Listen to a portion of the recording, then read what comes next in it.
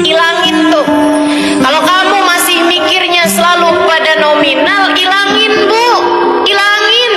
Ini tuh masalahnya bukan sama masalah berapa uangmu, bukan, bukan.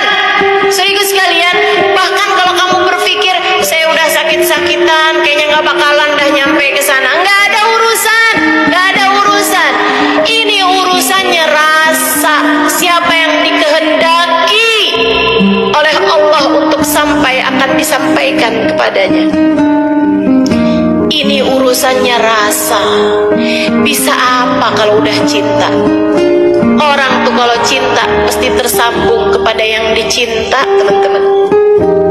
Maka kalau kamu ngerasa saya nggak bakalan dah nyampe ke sana, naikin cintamu, naikin cintamu. Kalau kamu udah cinta, kamu bakalan niat ke sana. Dan Allah tuh kalau udah niat, Allah kalau ngelihat hati seorang hamba kuat niatnya buat nyampe ke sana, Allah sampein, Allah sampein.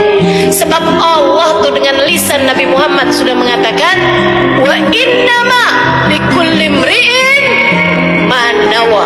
Sungguhnya Allah akan memberi seseorang sesuai dengan apa yang dia niatkan. Banyak orang membatasi dirinya dengan mengatakan pengen ke Baitullah tapi tidak punya uang sebanyak itu. Yang harus kita pahami adalah kita punya Al-Ghani, Allah yang maha kaya. Kita punya Al-Mughni, Allah yang maha memberikan kekayaan. Kita punya Al-Karim, dialah Allah yang maha pemurah, yang bisa memberikan segalanya untuk kita.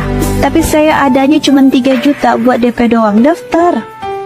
Daftar itu sebagai bentuk husnuzon kita kepada takdir Allah.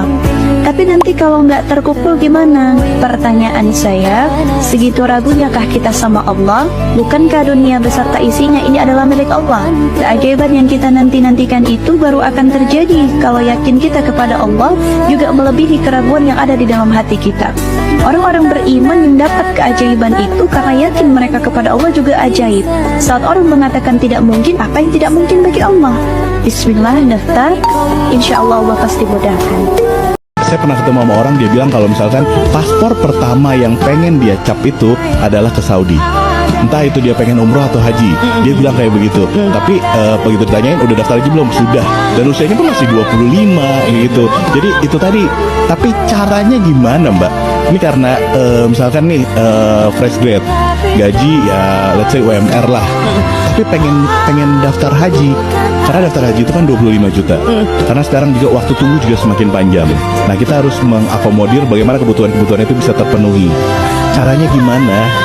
Caranya adalah dengan jadi prioritas itu berlaku untuk tujuan keuangan apapun ya. Tapi menurut aku kalau naik haji ini kan hitungan manusia beda ya dengan hitungan yang di atas gitu ya. Jadi kayak ketika kita udah ada niatnya, kita niatin dulu aja nih, misalnya nabung, sebulan kayak aku cuma bisa nabung 300.000 misalnya gitu. Karena banyak kebutuhan segala macam. Gak apa-apa kita bikin posnya dulu, diniatkan ini untuk daftar haji. Buka dulu aja tabungan hajinya. Itu akan beda banget perasaannya sama kalau nggak punya sama sekali. Oke. Ya kan? Karena kalau udah niat kayak gitu beda banget deh, pasti hitungannya tiba-tiba kekumpul aja gitu. Kayak nggak tahu dari mana ya, biasalah hitungan yang aku bilang tadi ya, hitungan manusia tadi pasti berbeda gitu. Doanya buat yang bener-bener serius kepengen pergi ke sana. Nah itu kok malam-malam abis selesai tahajud tuh baca ya Rabbi sholli ala Muhammad, ya Rabbi ballighna nazuru.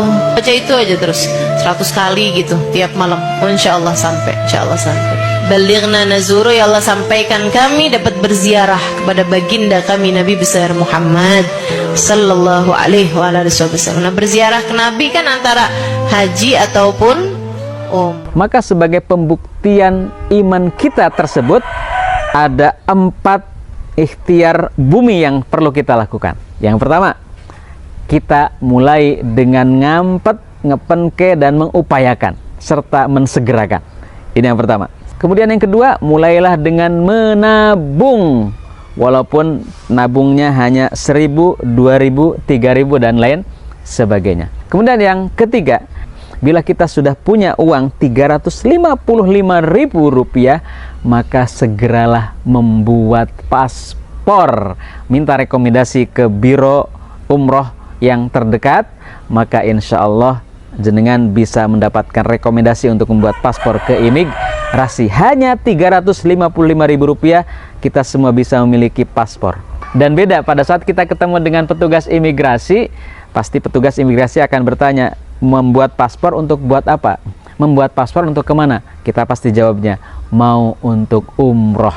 Apalagi ketika kita sudah pegang paspor tersebut, maka rasanya akan berbeda. Masa sih usia paspor yang 10 tahun ini nggak dipakai 1 kali saja untuk berangkat ke tanah suci?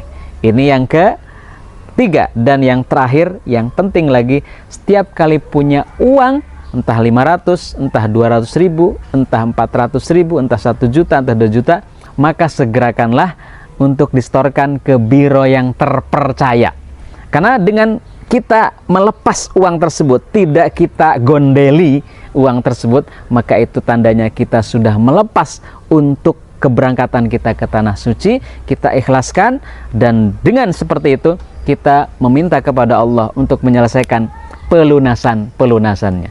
Dan insya Allah sejak saat itulah, maka mungkin ketika kita di minggu berikutnya atau di bulan berikutnya, tiba-tiba Allah datangkan rezeki 5 juta, 6 juta, 10 juta dan seterusnya. Akhirnya kemudian Allah lah yang akan melunaskan pada saatnya ketika kita mau berangkat ke tanah suci.